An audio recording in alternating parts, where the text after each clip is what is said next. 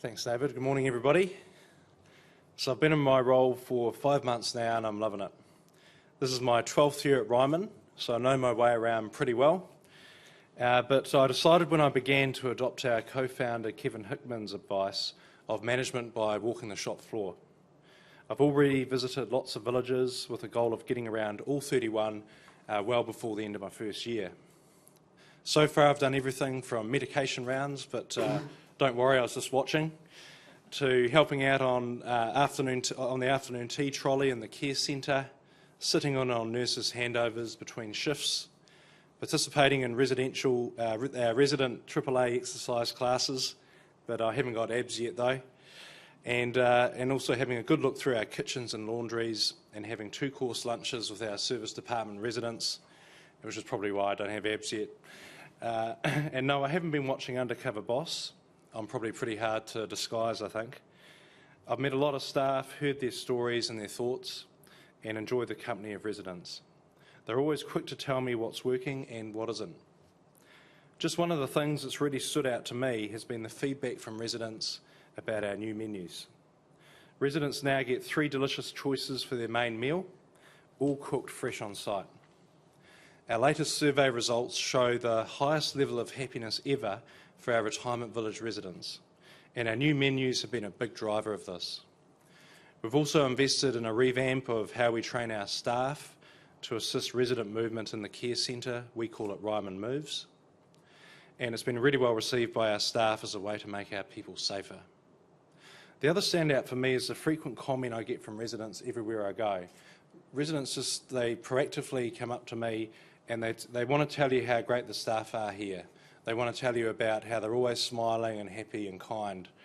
And I have to tell you, I'm always very, very humbled that our staff give a huge amount of themselves every day to our resident to make that experience, and I'm very grateful for that. I've also spent a lot of time visiting our construction sites. We've put extra resource into our health and safety teams at all sites around the country. We're trialling additional measures to protect our teams when working at heights. And we've also rolled out a new health and safety system. And I have to say, it's amazing actually what our construction teams achieve when you visit a site. Often in very trying conditions, like the 4th wettest winter on record that Auckland's just endured. And look, overall, there's always a lot of stuff to work on. We're never happy with where we're at. But the overwhelming sense I've got from my visits is that the investments we're making are paying dividends right now, as well as setting us up for future growth. One of the biggest investments of all is My Ryman Care. In fact, I'd be surprised if there was a bigger investment in improving the care of residents and the work experience of our care teams anywhere in the sector here or in Australasia. And we've actually finally started the revolution this year with the first village going live in July. My Ryman Care is a game changer. It means that our care staff have much more time to do what they signed on for, looking after residents. And of course, getting rid of dreaded paperwork. After My Ryman was trialled at Diana Isaac, the first village to go operational was Anthony Wilding in Christchurch, which happened in July. We picked Anthony Wilding because it is a large 150-bed care centre with rest home, hospital and dementia level care. And it's also a really well-established village. It's opened, I think, when I joined in 2006 or just before. So there's plenty of ingrained habits to change. The clinical manager in charge at Anthony Wilding is Jeannie Sales, and that's Jeannie on the left-hand side there in one of our lovely new uniforms. Jeannie has been nursing since 1976. It's quite amazing, eh? I was 6 at the time. And she's really proud of the 40 years that she spent caring for people. She took to My Ryman like a duck to water. For nurses like Jeannie, the beauty of My Ryman is that the app contains everything caregivers and nurses need to know about their residents at a glance in their room, combining the critical clinical information with things as simple as how they prefer to have their tea. Jeannie and the clinical teams used to spend hours writing up 20 pages of beautifully composed paper-based care plans for each resident, most of which would sit in the nurses' stations. But the reality was that the caregivers and nurses struggled to read or absorb them properly. Updating notes was tedious, Shift changes were long and involved, and as you can see right throughout healthcare, actually, right into the public sector, we had slowly bogged down our system of record keeping into a time waster. Not something real time, not something people-centred. Jeannie told us she's seen some huge changes over her 40 years of nursing, but nothing as good as My Ryman. It's captured the imaginations of our care staff because it's user-friendly. It makes a big difference to their lives and to those of our residents as well. And what I personally love about it is that so much technology change you see these days is done with the goal of replacing people. My Ryman does the opposite, in fact. It makes care far more personalised, and it actually increases the human touch. I want to acknowledge the work that Simon Shelley's put into My Ryman. He put in countless hours. Thanks, Simon, if you're watching. I'm sure you are. And our in-house team are doing a great job of turning the vision into a reality. We're live at 8 villages already, and the rest can't wait to get their hands on it. The plan is to complete the rollout by August 2018. We recognised a very significant milestone recently with our Group Operations Manager, Barbara Rainin-Rose, reaching 25 years with Ryman. That's Barb on the right-hand side of that photo. Barb joins Debbie MacLeod as a 25-year Rymanian on the management team. So although I've done 12 years, I'm still on trainer wheels, really. Barb brings the same energy, commitment and care to looking after our 10,500 residents that she had back in 1992 when we only had 300 residents. And what better way for her to celebrate 25 years at Ryman by leading the nationwide rollout of My Ryman Care. The other great success we've had in recent times is Ryman Delicious. That's the food revolution we talked about earlier. And that actually was Barb's brainchild. She wanted people to come to Ryman for the food, and she's managed it beautifully, along with the leadership of our food and hospitality manager, Andrew Gibson. Barb is one of the most experienced healthcare leaders in New Zealand, and I'd say that she's a Ryman icon. And she's still leading positive change throughout our villages. By the way, the staff member with Barb is Chris Beckett. Barb actually hired Chris as her caregiver 18 years ago, and she's still working for us at Ngaio Marsh in the hospital. Barb wanted to acknowledge Chris's service as well as her own. I'm very conscious that leaders like Barb do not grow on trees, and we're going to need a lot more Ryman leaders as we double in size every 5 years. We're building our teams, and we're in the midst of developing what we want it to become as one of the best leadership development programs around, called Ryman Leaders. Being a Ryman leader is a very demanding job. Whether you're a unit coordinator on a care floor, a project manager at a construction site, or a regional manager. And I want to ensure that our in-house development of people ingrains the Ryman culture of "it's got to be good enough for mum" that was established by Kevin Hickman, along with his tenacity and drive to achieve what he taught to so many of us. I thought I'd take you on a quick tour of what we're up to on the development front. So we've got a new slide there with 14 sites in the pipeline and 4 on the go at the moment. During calendar year 2018, the plan is to complete our sites at Birkenhead, Green Lane, Petone and Pukekohe. We're also going great guns at Devonport, Lynfield and Brandon Park in Melbourne, all 3 of which are underway, and we'd expect to welcome our first residents at those 3 sites during 2018 as well. Currently in the consenting process are Burwood East and Coburg in Melbourne, and also Hamilton back here in New Zealand. Ideally, we will be in a position to start all 3 during 2018, subject to consenting approval. And you can see we've got plenty of other sites in the design phase. So we're now well underway on our second village in Melbourne at Brandon Park, and here's a drone shot of that.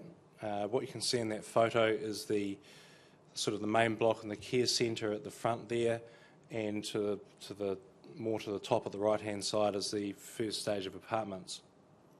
The first apartment block is going up quickly. They only got started about a month ago, wasn't it? About a month ago, and that's the progress to date. And we've also started work on the village centre. When I visited the site recently, I was really impressed actually with the leadership team that Marty Osborne, who's our Victorian construction manager, has established. We've recently invested also in experienced on-the-ground development professionals, and we are expanding the concept and building design team, especially for Victoria.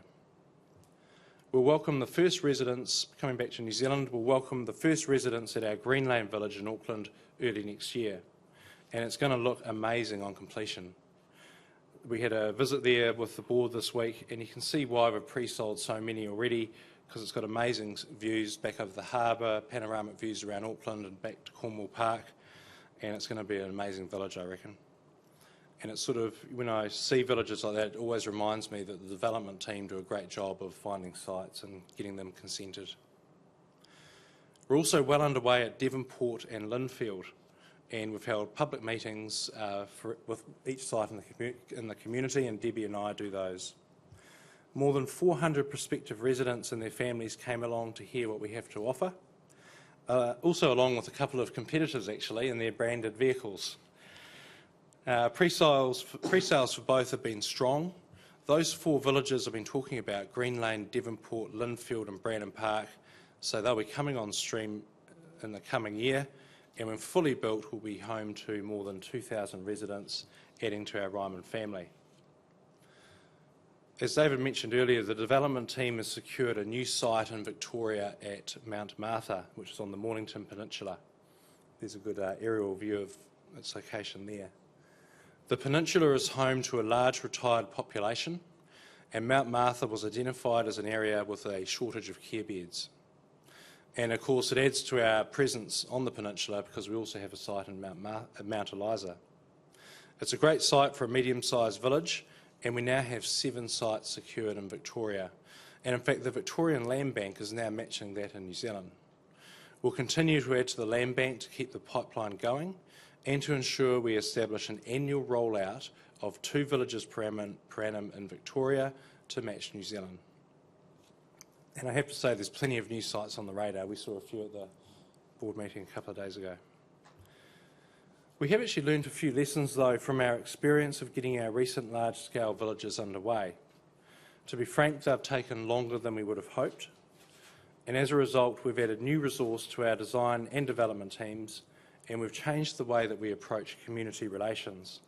And we have a much better working relationship with Auckland Council in particular. And that's where we've got 5 high-value new villages in the pipeline. Resources of every kind have been under pressure in Auckland, and that includes consenting staff at the council. We've worked collaboratively with them to ensure our consenting processing is better streamlined, given the significant role that Ryman plays to both increase and free up housing supply, and also to build critical healthcare infrastructure for the region. We've added a new design team based in Auckland, and we've reorganised our teams in Christchurch with the aim of speeding up the throughput of consented designs. So over and above the 4 villages underway, we've also got another 10 villages in the land bank to take us well out to 2022. We're keeping an eye on the property market, of course. The fact remains, though, that residents moving into our villages are typically in their late 70s and beyond, and they make their decision based on health needs and security rather than on what the housing market's doing.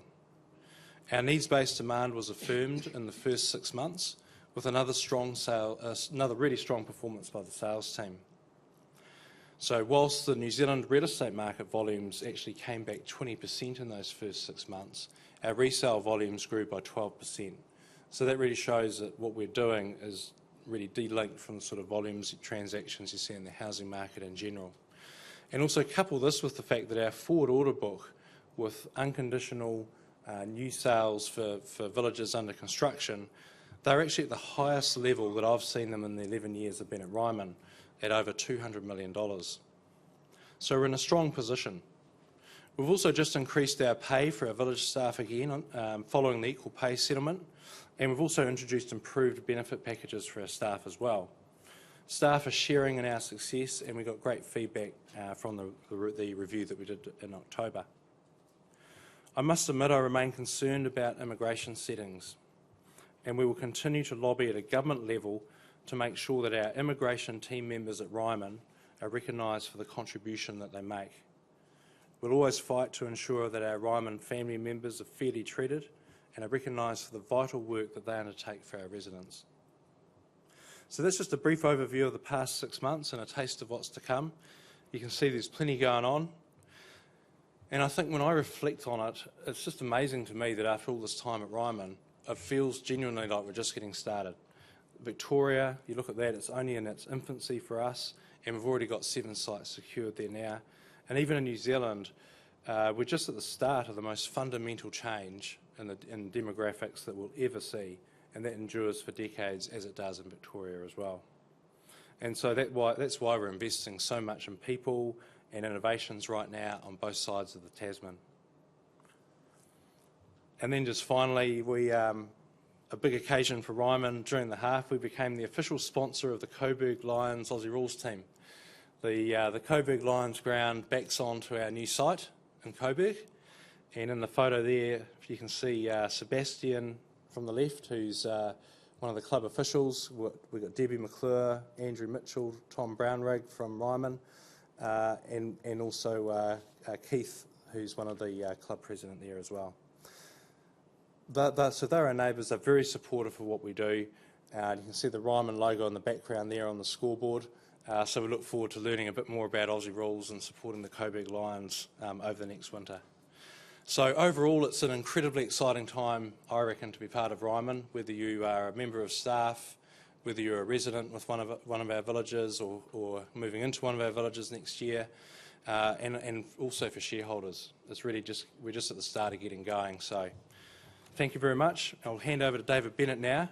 I will just say for poor old Dave that he has man flu. And so he's coughing and spluttering a bit, but he's going to play on like Colin Meads.